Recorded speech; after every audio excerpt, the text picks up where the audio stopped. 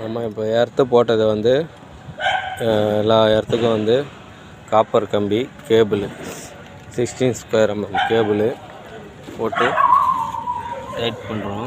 இது ஒரு பக்கம் காப்பரு, ஒரு பக்கம் இது.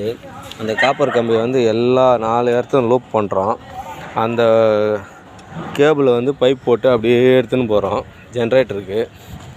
எடுத்துன்னு போயிட்டு இதை பாருங்கள், காப்பர் கம்பி லூப்பிங்கு 4த்துக்கும். இது தனித்தனியாக செப்பரேட்டாக எடுத்துன்னு போயிட்டு இதே பைப் மூலயமா எடுத்துன்னு போயிட்டு அதே ஜென்ரேட்டருக்கு போயிட்டு 2 வந்து பவருக்கு போகுது நியூட்ரல், 2 வந்து பாடி எர்த்து. பாருங்கள், இதுதான் எடுத்துன்னு வந்து கொஞ்சம் கொடுக்குறோம். இதுதான் ஜென்ரேட்டருக்கு. இது ஜென்ரேட்டருக்கு இன்புட்டில் நியூட்ரலுக்கு கொடுக்குறோம்.